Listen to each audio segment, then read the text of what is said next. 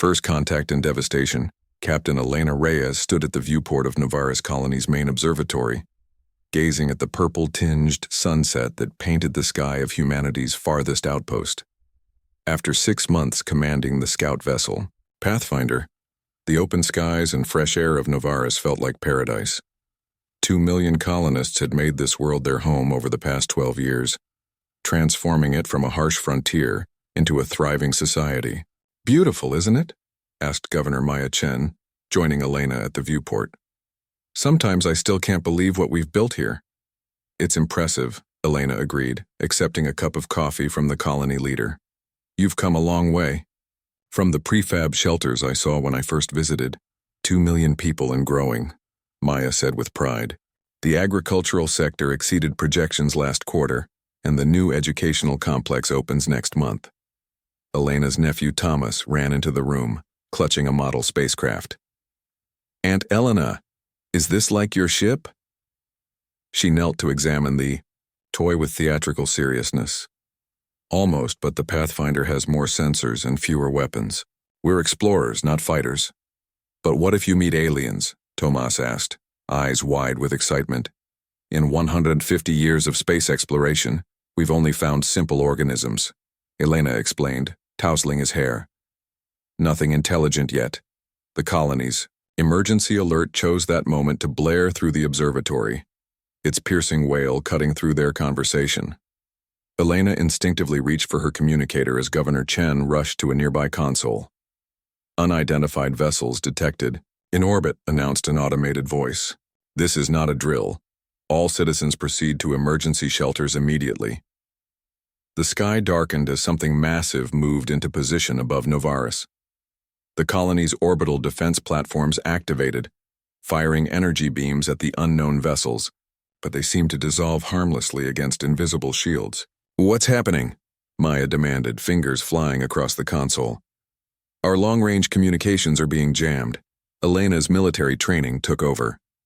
We need to evacuate, now." A beam of intense green light shot down from above, striking the colony's main power plant. The explosion shook the observatory windows as emergency systems activated. Through the viewport, Elena watched more beams systematically targeting key infrastructure. Communications arrays, defense installations, spaceports. They know exactly what they're targeting, Elena realized. This isn't random. They're crippling our ability to respond or call for help. "Who are they?" Maya asked, clutching Tomas protectively. Before Elena could answer, all communication devices in the room activated simultaneously, broadcasting a message in perfect Earth Standard language. "Your expansion ends here. Return to your homeworld or face extinction." The voice was flat, emotionless, with an artificial quality that suggested translation technology. "We need to get to my ship," Elena decided quickly. "The Pathfinder is docked at the auxiliary maintenance bay. If it's still intact, we might have a chance to warn Earth." They rushed to Governor Chen's ground transport, a sturdy vehicle designed for the colony's rough terrain. As they drove through increasingly chaotic streets, Elena observed smaller craft descending from the massive ship above, angular vessels moving with impossible speed, targeting government buildings and evacuation centers.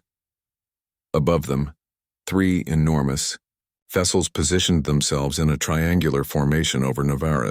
Each appeared to be at least 5 kilometers long, dwarfing anything in Earth's fleet. "The auxiliary bay is just ahead," Elena said, pointing to a small maintenance facility at the colony's edge. Unlike the main spaceport, which was now a smoking crater, this facility remained untouched, likely overlooked in the systematic attack. The Pathfinder sat in the docking bay, a sleek scout vessel designed for speed and stealth rather than combat. Elena rushed inside, powering up systems while Maya helped Thomas board. "Anyone else we can take?" Elena asked, hands flying across the controls. Maya's face fell. "My husband was at the Central Administration Building when the attack began. Can't reach him." Through the viewports, they watched as more devastating beams struck the colony. Buildings collapsed, fires spread rapidly through residential areas, and the limited defensive fire from the colony weakened as more installations were destroyed. "Hang on," Elena warned as she initiated the launch sequence. The Pathfinder shot out of the bay moments before a beam struck the facility, vaporizing it completely. As they climbed through the atmosphere, the full horror became clear. The alien vessels were methodically destroying Novaris, section by section, leaving nothing but ash and ruin. Elena activated the ship's long-range sensors, recording everything they could detect about the alien vessels: energy signatures, composition, weapons capabilities. "They're going to destroy everything," Maya whispered, holding Thomas close as they watched through the rear viewport.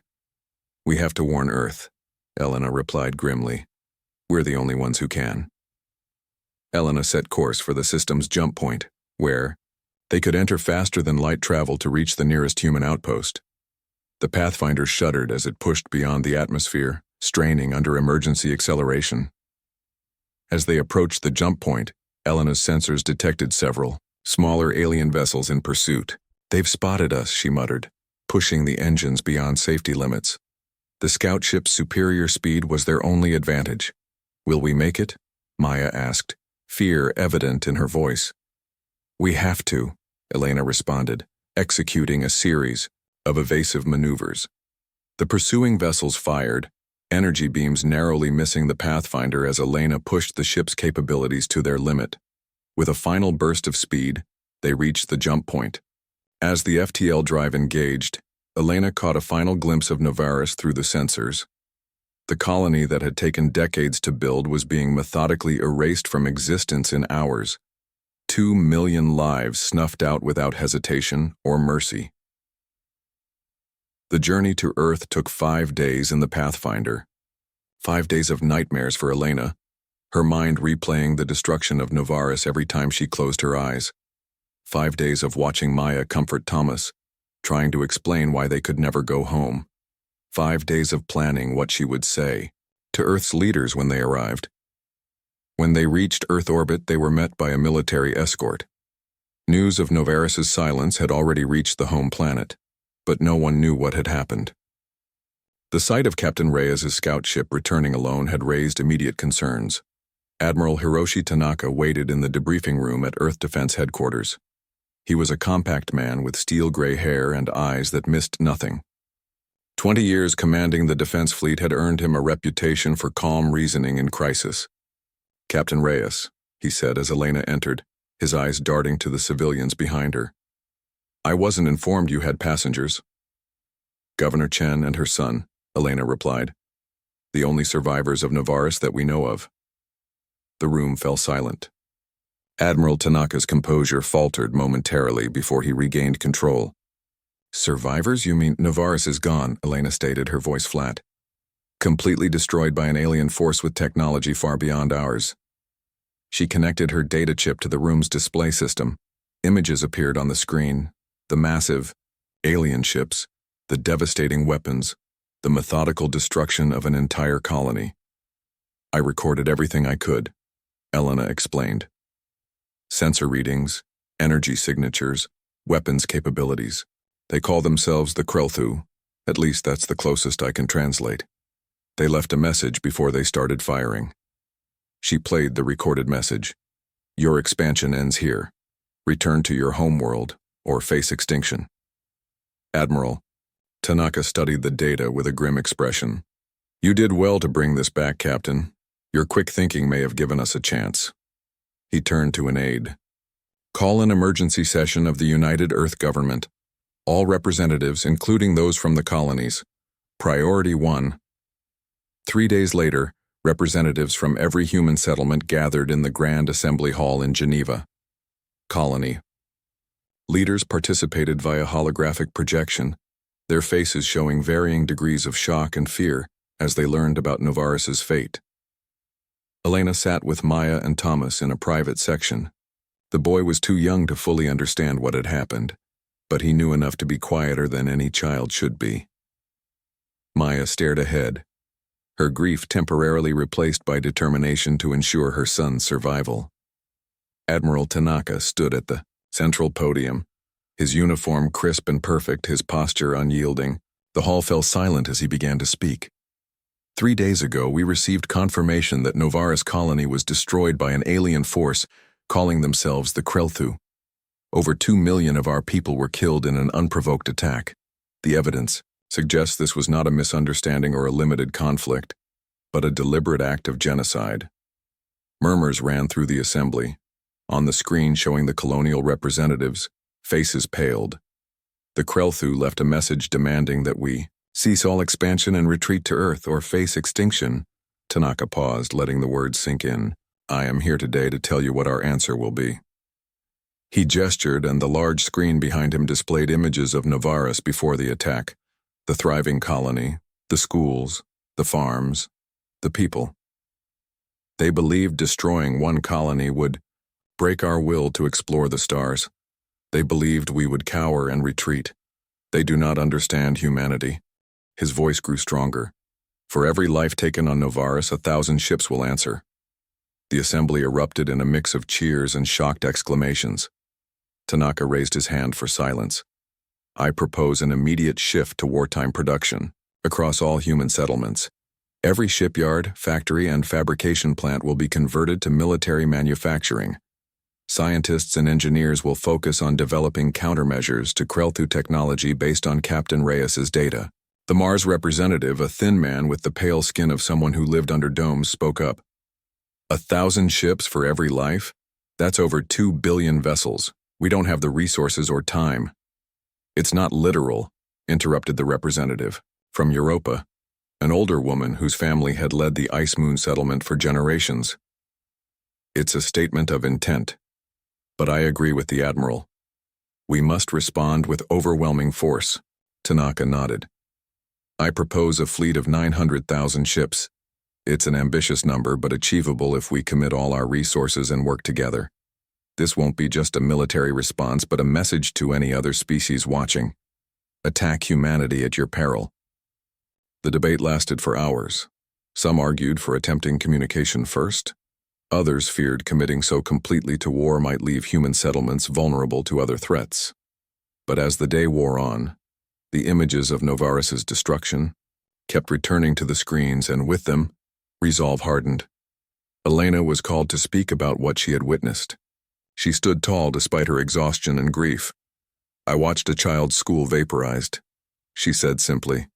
I saw farms burning and hospitals collapsing. The Krelthu didn't try to communicate before attacking. They didn't target only military installations. They methodically erased an entire human settlement from existence. She paused. We can try to talk to them, but we should do it from a position of strength, not fear. By day's end, the vote was nearly unanimous. Operation Retribution would begin immediately. Humanity was going to war. Elena found herself promoted to commander and given leadership of a special operations unit. Their mission: gather intelligence on the enemy while the fleet was being built. We need to know more about what we're facing, Admiral Tanaka told her in his office a week after the assembly.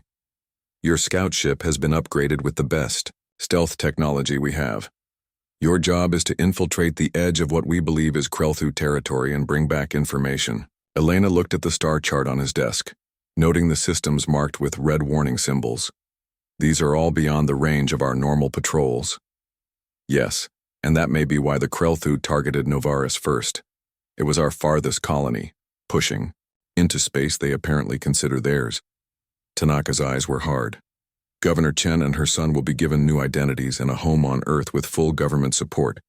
I understand if you want to stay with them. No, Elena interrupted. I need to do this. For them, and for everyone on Novaris. 1 month later, Elena and her crew of 10 departed Earth in their modified scout ship, now renamed Memory of Novaris. Their mission would take them dangerously close to where the Krelthu had been encountered, with no guarantee of return. As the ship entered the jump point and disappeared from Earth sensors, production was already underway across the solar system. Shipyards on Earth, Mars, and the moons of Jupiter and Saturn worked around the clock. Ships designed for exploration and colonization were being retrofitted with weapons and armor. In laboratories, scientists studied the data Elena had brought back, looking for weaknesses in Krelthu technology.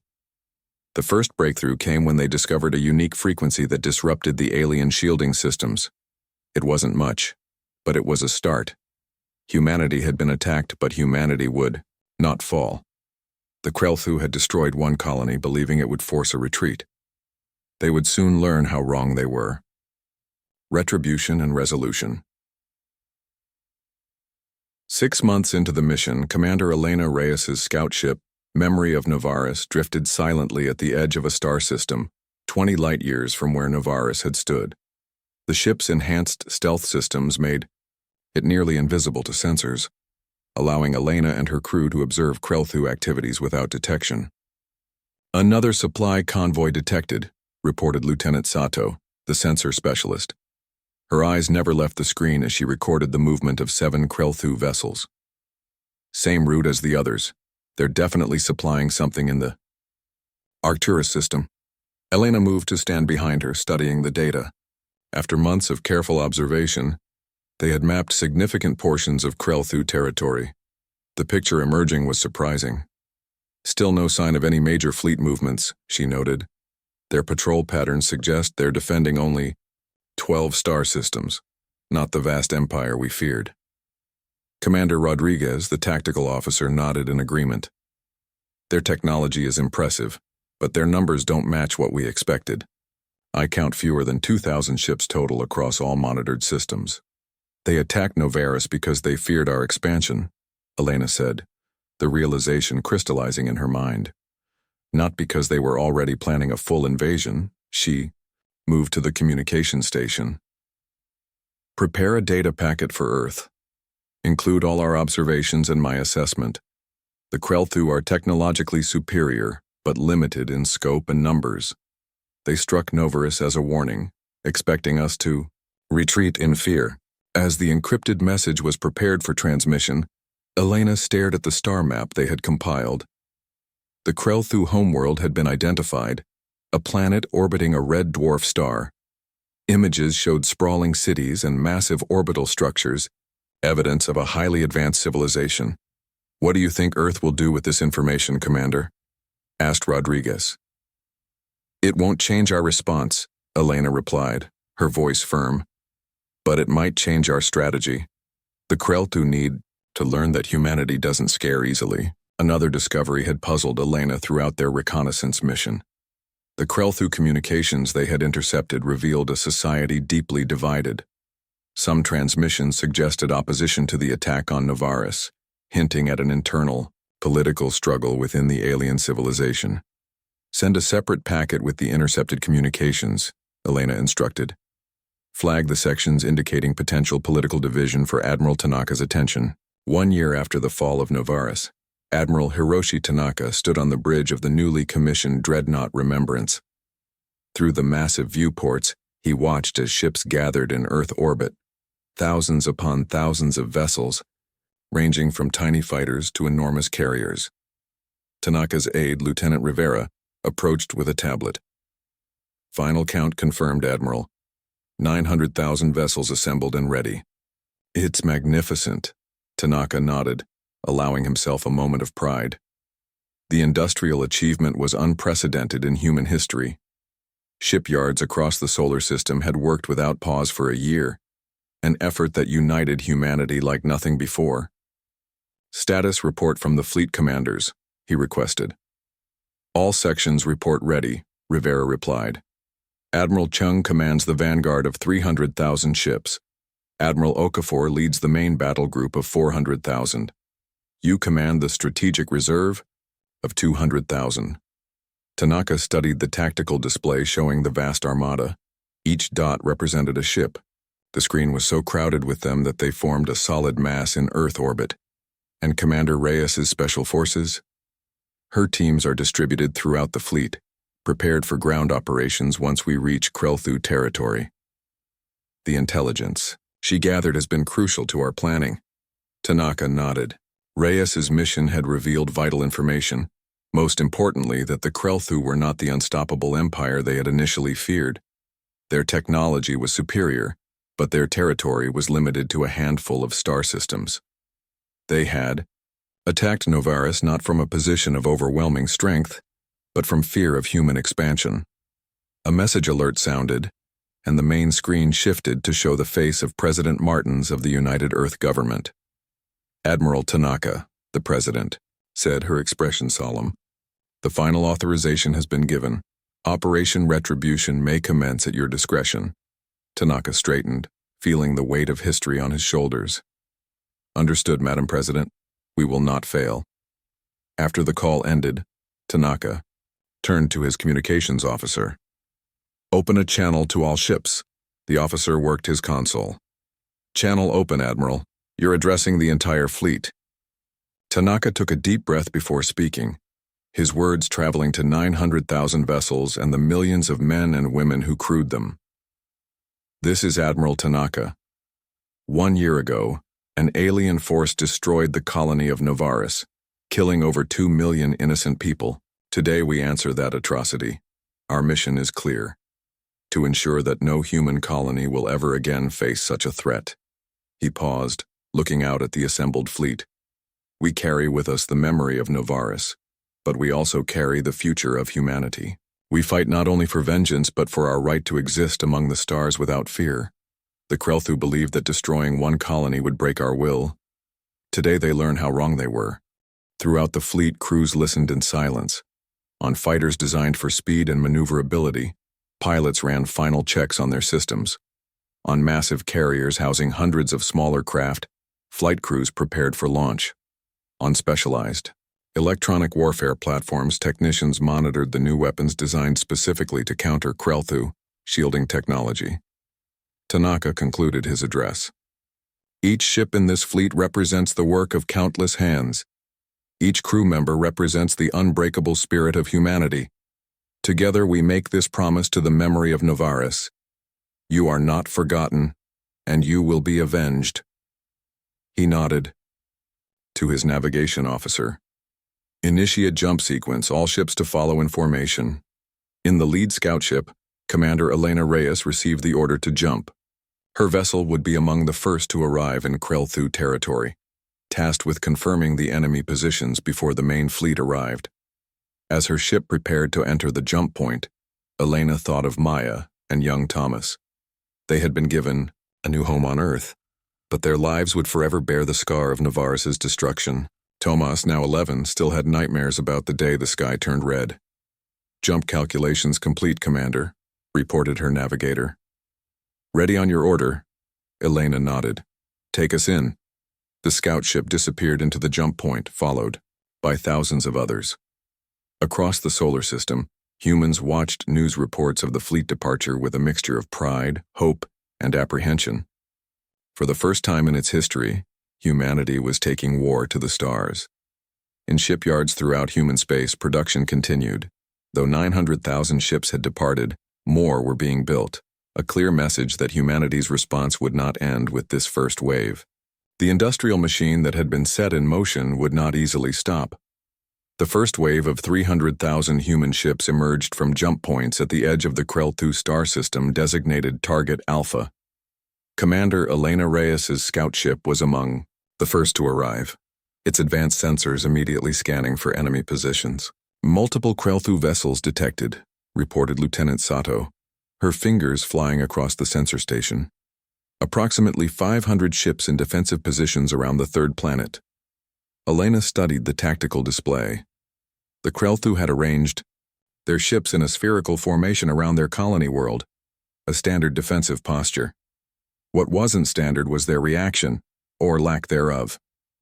They're not moving to intercept, Elena noted with surprise. Either they don't see us yet, or they're in shock, finished Commander Rodriguez. Our intelligence suggested they never expected a human response of this magnitude. Elena opened a channel to Admiral Chung's flagship. Commander Reyes reporting. Krelthu fleet confirmed at Target Alpha, approximately 500 vessels in defensive formation. No movement to intercept. Acknowledged, Commander, came the reply. Hold position. The main fleet is arriving now. Through the viewports, Elena watched as thousands upon thousands of human ships materialized from jump points throughout the system, an armada unlike anything ever seen before. The sensors picked up frantic communications between Krelthu vessels, suggesting confusion and alarm. They're powering up weapons, Sato reported. Defensive shields at maximum. All ships prepare for engagement. Admiral Chung's voice came through the fleet-wide channel. Remember, our primary objective is to neutralize their military capability, not destroy their civilian population. Target military vessels and orbital defense platforms only. The human vanguard surged forward, deploying an attack formation. The Krelthu responded, their ships breaking formation to meet the threat. The first energy beams lanced across space, striking human vessels. Most deflected harmlessly against the new shields designed based on Elena's intelligence. Our countermeasures are working, Rodriguez observed as the battle unfolded. Their weapons aren't as effective against our upgraded shields. The human fleet's response was devastating. Thousands of ships focused their fire on the Krelthu vessels, overwhelming their defenses through sheer numbers. For every human ship disabled, 20 Krelthu vessels were neutralized. As the battle raged, Elena's communications officer reported an incoming transmission from the surface.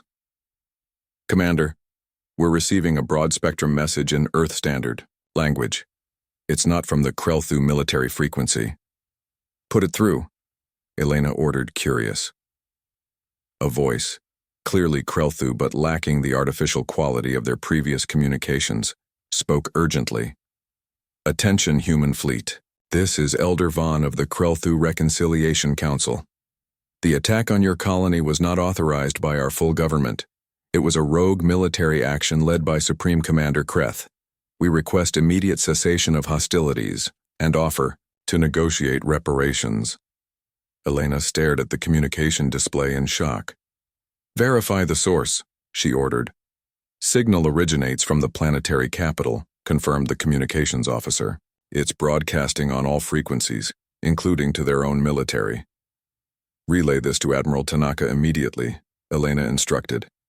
This confirms our intelligence about their political division. Within minutes, Admiral Tanaka's face appeared on her screen. Commander Reyes, we've received the transmission. What's your assessment? Sir, it aligns with the communications we intercepted during our reconnaissance. There appears to be a significant faction within Krelthu society that oppose the attack on Novaris. This could be genuine, or it could be a desperate ploy now that they see our response. Tanaka nodded thoughtfully. Continue the engagement, but instruct all ships to avoid targeting civilian infrastructure. I'm bringing the Remembrance forward for direct negotiations.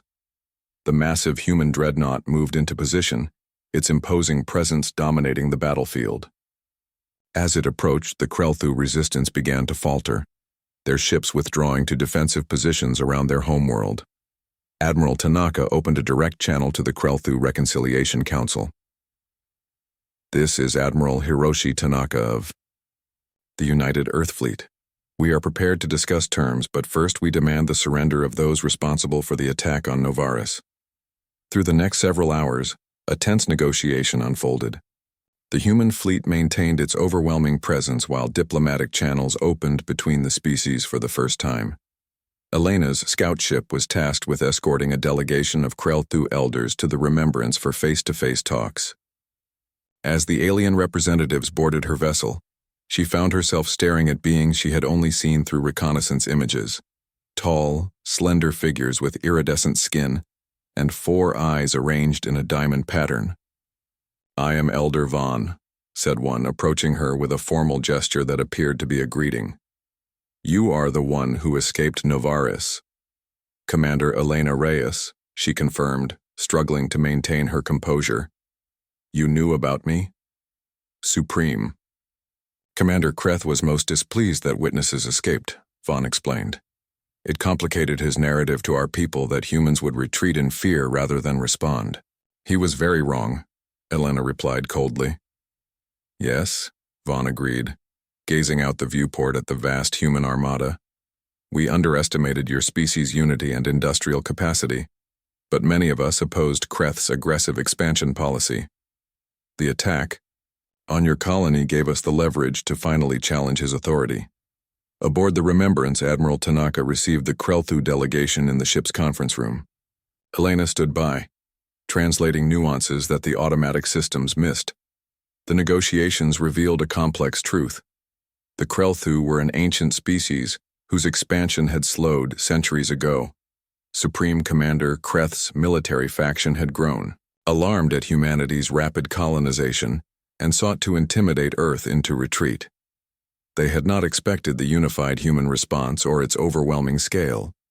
"We offer complete reparations," Elder Vaughn stated, "and we propose a formal boundary between our territories, with a neutral zone for potential future diplomatic and cultural exchange." "And Supreme Commander Kreth?" Tanaka asked pointedly. "He has been removed from power and awaits judgment by our Council of Elders," Vaughn replied. "We offer his surrender to human authorities if that is your demand." Tanaka glanced at Elena, who had lost friends on Novaris. Her face remained impassive, but her eyes held the weight of the decision. After 3 days of negotiations, an agreement was reached. The Krelthu would provide reparations to the families of Novaris victims, surrender those responsible for ordering the attack, and establish formal diplomatic relations with Earth. In return, humanity would withdraw the majority of its fleet, leaving only a reasonable defense force in the border systems. As the human fleet prepared to return to Earth, Admiral Tanaka stood with Elena on the observation deck of the Remembrance. "It's not the outcome we expected," he admitted, watching.